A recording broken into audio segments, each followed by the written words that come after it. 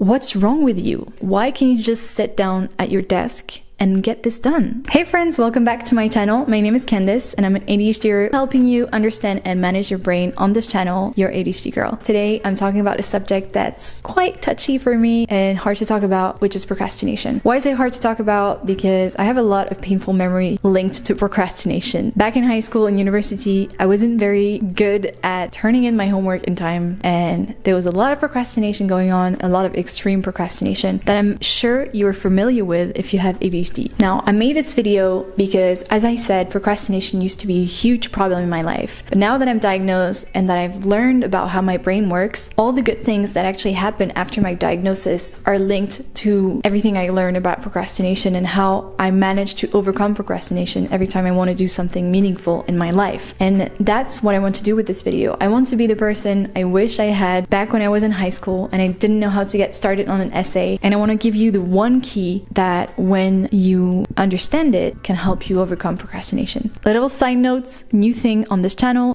memberships. So I've activated channel memberships, which means that you can now join the channel and pay a little thing to help me develop the channel and just show me your support. So there are two tiers that you can join. The first tier is the Mindful Explorer tier, where I already have 2 subscribers, so thank you so much for joining, and I'm expecting many more of you if you want to help this channel grow. This first tier is where you'll get priority, reply to your comments, and specific badges just for members. The second tier, you'll get the same benefits, but you also get some live Q&As, so the chance to ask me all your questions live. I'll try to do those probably once every 2 weeks for an hour, and you'll also get the access to the Discord Your ADHD Girl server, which is where you'll be able to meet the community and talk to each other and share your history and just get help from the ADHD community. So I'm really excited about this one. I've created it. I'm just waiting for people to join. So if you want to join and help me grow this channel and grow the community, then feel free to click in the link down below and ask me any question if you have them in this video. I'll be really happy to answer them. So the video will be structured in 2 parts. The first part is understanding what makes us more likely to procrastinate than neurotypicals. In the second part, I'll give you the one true root cause of procrastination, what I do in my own life to overcome it, and I'll give you a little gift at the end. Stay tuned. And let's get into the video. So the first thing in the first part of this video is understanding why, as ADHDers, we're more likely to get stuck in procrastination. And I think there are 3 explanations, and those 3 things actually feed into each other, kind of like a vicious cycle, which I often talk about. And I think a lot of things in ADHDers' life is a vicious cycle. So the first thing that starts this vicious cycle, I think, is our differences. So as ADHDers, we know we have executive functions, dysfunctions, and we know we have imbalances in our brain. I'm not going to go into the scientific aspect of ADHD, but we are different in terms of our brain chemistry and how it works. The first thing to understand is that a lot of things that are required to finish a big assignment, like writing an essay or taking an exam or revising for something, is first of all time management, prioritization, organization, planning, working memory, all of those things that we as ADHDers definitely struggle with. Back in high school, I had an English literature class where we needed to write an essay every 2 weeks. So one day I got class and the teacher comes in, and I will never ever forget what he said on that day. I was fearing actually what he was going to say because I knew I hadn't written my essay. So he comes in and everyone's waiting for him to speak. And he says, "Don't expect me to return your essays today. I haven't received Candice's essay, and until I've marked all the essays, you won't get your grades back." And I saw everyone's faces turn to me, angry looks. I was hearing sighs, whispers, and I just felt so ashamed and so embarrassed. I just wanted to sink into the ground and in my chair and just never come back up again. And I remember that day very distinctively because I think I haven't felt that kind of embarrassment since then and before that, and it's definitely linked to procrastination. And why is it linked to procrastination? Because I hadn't even started writing my essay that day, even though everyone had already turned in their essay to the teacher. What led me to this? Back then I didn't know. I didn't know what was going on. I thought I was just lazy and stupid. And I'm sure a lot of you with ADHD can relate. If you didn't know you had ADHD and your parents weren't aware of it either, chances are no one gave you the tools that you needed to get work done, do your homework. Because, you know, we're supposed to just sit at our desk in the evening and just do 2 hours straight of homework. homework. Well, that doesn't really work for someone with ADHD. If we don't know how to bring that focus out, often we don't do the homework. We just pretend we do them, or, we get by and we get average grades or really good grades in the subjects that we're interested in, and then really bad grades in the subject that we're not interested in. But why did I get to that point? It's because of all the things I mentioned. I didn't know how to manage my time. I didn't know how to set time boundaries in the evening to do the work, to start the essay. When was I going to be able to research the essay? When was I going to be able to write the different paragraphs? I had no idea how to plan this. I had never done this for any of my homework until I was actually diagnosed. I had no time management skills. I had no planning or organization skills. I had a very hard time prioritizing tasks, which also comes into time management. So I wasn't able to say, well, I need to tackle the essay first when I still have energy, then I can do the math homework, which is less important. For me, it was all equal. And if I wanted to watch TV that night and not do my homework, I would just go watch TV, and it would still stay in the back of my mind. And I would always know that there was something I should be doing, but I wasn't doing. But because I didn't have the keys and the mental capacities to get started, often it would just not get done. Even if I did get started, when I say we have problems prioritizing stuff, it's also within the assignment itself. So if you're writing an essay, for example, and you need to prioritize paragraphs and you need to reorganize complex information, often that's something that's very confusing for us with ADHD. I notice that I get lost in ideas and concepts and in words. My mind is like very blurry. So that also discouraged me from writing anything because I didn't have any solution for that problem. So I just kept postponing it because I didn't want to feel that feeling of being lost in the words and in my essay. And then there's the last thing, which is working memory. And that's a big one because if you're not able for complex assignments like essays or a math exercise to hold information in your head and juggle with other pieces of information, it makes it really hard to have a complex train of thought that you can transcribe on the page. So often what's recommended if you know you have ADHD or you're aware of that poor working memory is to write things down a lot. But back then, as I said, I didn't know I needed to write things down. I just thought, I'm stupid because I can't hold information in my head. All those ADHD symptoms basically came into the procrastination, and actually I think intensified the procrastination because I realized I was struggling more than my peers and I didn't understand why, and no one gave me the solutions. People try to help me and give me, traditional solutions that probably would have worked on someone who's neurotypical, but I think it just made things worse for me. I did have a few interventions by the school, which, is great because they noticed something was wrong, but nothing ever came out of it and it just got worse and worse. That's the first part. Understand how your symptoms affect procrastination. Understand that it's not all your faults, as in you're not necessarily, you're not lazy, stupid, or whatever bad words you can call yourself. You just have a different way of working with your brain, and you need to learn how your brain works in order to put all the odds on your side and make sure that you're set up for success, which was not my case at all in high school. I can make actually another video on how to make sure that all those odds are in your favor and all the little things you can do to stop procrastinating. But this video is about the one thing that I think if you tackle properly and identify, you can overcome procrastination way more easily. The second part is actually the accumulation of holes in your knowledge. And I want to explicitly illustrate what I mean by this with another painful memory that I have from university when I took the statistics class, which was actually mandatory. Otherwise, I wouldn't have chosen it. I hate math. Let's rephrase that. I have not learned math properly, which means I don't know much about math. I've accumulated holes in my knowledge.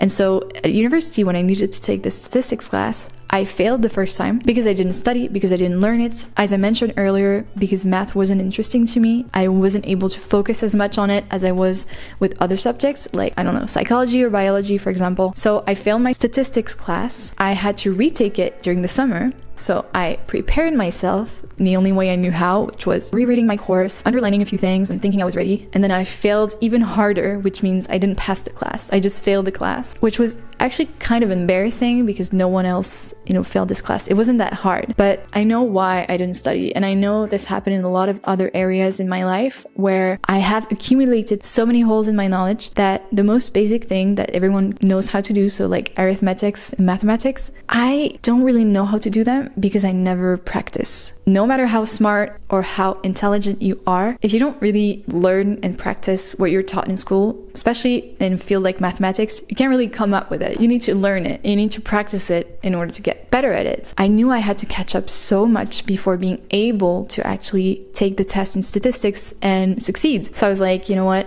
Let's not even do it. Let's just not work. Let's just forget about this subject that's just stupid. The result is that we just get discouraged. That happened to me in statistics, but it happened to me in many other fields. And I'm sure you can recognize yourself in this. If you have ADHD, there's a lot of chances that some subjects that you didn't like, you didn't really feel passionate about, you just kind of left on the side of the road and never really studied for it. And now, you're embarrassed to even say, well, I don't know about that very simple thing that I should have learned back then, but I didn't. So that's the second thing, accumulation of gaps in your knowledge. This plus the symptoms just makes it even less likely that when you get an assignment, you have the confidence to start the assignment, because you think, how am I ever going to do it? I have no record of ever getting anything done on time. I also know I have a very poor knowledge of the specific thing that's asked of me. How can I even manage to start an assignment that's way too big for me and that would take me days to catch up on? Might as well procrastinate.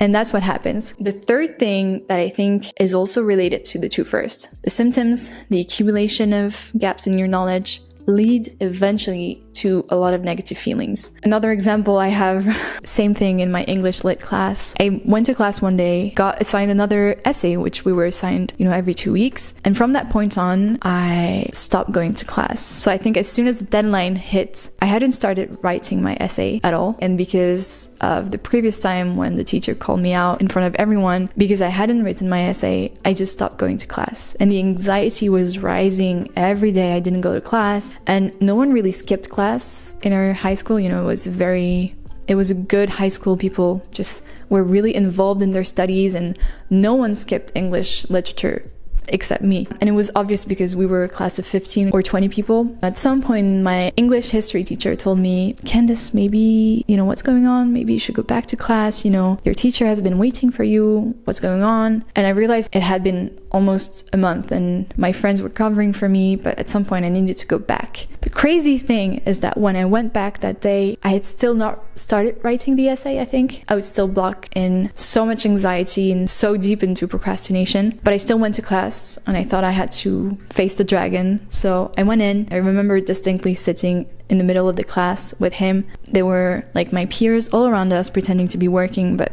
probably listening. And I remember just bursting into tears and feeling again so ashamed of not being able to complete a simple task that all my peers were able to do. I just kept thinking in my mind, I don't even remember what he said to me, but probably something like, Candice, what the hell are you doing? You're supposed to turn in your essay like a month ago, whatever. That was probably something along those lines. But I remember just crying and feeling so lonely and misunderstood and really bad about myself. And that's actually the third thing that feeds into procrastination, is the negative feelings.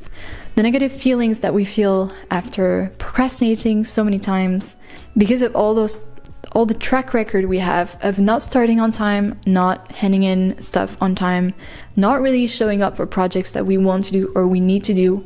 We have those very, very negative thoughts about ourselves going on in our mind, and we don't even really notice them, which is the insidious thing. I would go about in my life as a high schooler, go to school, go back, have a snack, watch TV, not do my homework, and then go back to school and have fun with my friends. And I knew deep down I had something that I needed to do. Like, the anxiety was rising every day, but I didn't realize that it was happening, and I didn't realize the underlying things I was telling myself, which is, why are you so stupid? Why are you so lazy? Why is everyone capable of doing it and you're not? What's wrong with you? Why can't you just sit down at your desk and get this done? Like, why can't you just go and research your essay that's been due for 2 weeks? And all those negative sentences like, you're stupid, you're lazy, you're incapable, I think that's why it was really painful for me to talk about this, because I feel like my throat is closing up, actually. I don't know if it's the stress of talking about this or I don't know, I need to breathe. It's painful because I still feel those negative feelings to this day. Every time I approach a project and I realize it's so big that it's making me unsure of how to tackle it, every time I have a project or something I really want to do, I get stuck in those really negative feelings about myself. And it's not good, because as Ali Abdaal said in his book Feel Good Productivity, feeling bad never really leads to anything. You need to feel good in order to get things done. And I think that's very, very true. And all the things that I mentioned, the symptoms of ADHD, accumulating holes in your knowledge, and the negative feelings that are derived from this all leads to feeling terrible overall about yourself and about what you're capable of, which leads to nothing. It leads to inaction. We ADHDers tend to just get stuck in this lack of action, and we think if we don't do anything, then, nothing bad can happen to us. And none of the negative things that happened in the past can happen again. But we actually lie to ourselves. When we procrastinate, usually it gets worse. It becomes harder to start the task, and it becomes just harder to justify ourselves to our peers. The ultimate thing I wanted to bring you to in this video is the second part of this video, which is telling you what actually holds you back from doing the work. So the 3 things I said all feed into each other and make you feel bad about yourself. But it's not feeling bad that necessarily blocks you from acting. It's those fears that you don't actually notice. And this is the word I want you to remember and to keep in mind every time you procrastinate. Fear is the only driver of procrastination, the only core driver of procrastination. And all the feeling bad about yourself is because you have fears that you're going to fail. And we ADHDers often prefer not doing anything rather than risking failure. The tool I want to give you in this video is very simple. It's a risk assessment matrix or a fear assessment matrix that I made back when I was really, really stuck, and I wanted to make a video about actually how to get unstuck, because I hadn't made a video in 5 months, and I thought, you know what, I need to write down what's going on in my head. Like, I don't really know what's going on. I feel every day I want to write, I don't. I want to film, but I don't. What's really going on? Like, why am I not doing anything? And when I created this assessment matrix that I probably put right here so you can see it as I'm talking, it's very simple. You just have to list the fears that you have and write them down very clearly. For example, for me who wanted to film a video, the first fear I had was getting mean comments in the comment section. And then there's 2 things that I did. One thing is grade the likelihood of this thing happening to me. So on a scale from 1 to 4, how likely it is that people will post mean things down in the comment section. The likelihood of this would probably be, 2 out of 4. Really depends on how popular the video is, I think, and who decides to put a comment on my videos. I don't usually get that many mean comments, so let's say, maybe we can say 1 out of 4. So that's a likelihood. And then you also determine the severity. If it happens, if this fear turns out to be true, how severely would it impact you?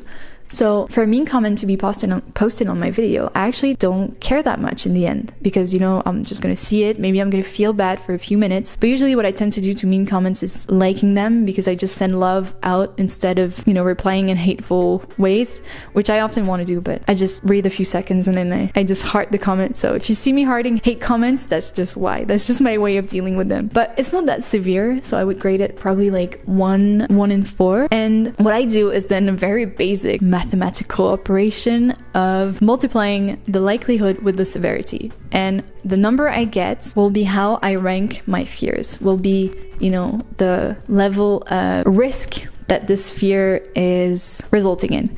So this would give, for example, 1 multiplied by 1, I think, equals 1. So it's very, very low on the scale. But you can do that with all your fears. And what's very useful is you can include comments about the likelihood and the severity, and you can be really honest with yourself. Like, yeah, this would impact me. Like, I wouldn't like mean comments down on the comment section, but does it actually change my life, and how would it make me feel in the long term? Like, do I want to not publish a video because of the possibility of someone commenting mean things under it? Probably not. So what I've done in this video is actually link the template to this Notion database that I use to do this exercise, but obviously you can just do it on paper and see the results. Once you have all the fears written down, all the little calculations you've done, you can rank them in order. So for me, the highest number I got in terms of risk was 6 out of 16. But if you have a 6, like, that's ridiculous compared to what the highest grade could have been. So first realization when I did this exercise is, whoa, actually, I have a lot of fears, but actually none of them are really going to be turned into reality. So why don't I just go ahead and make the video and just see what happens? And I find this exercising so unblocking and dissipating of procrastination. I don't know if I can say that.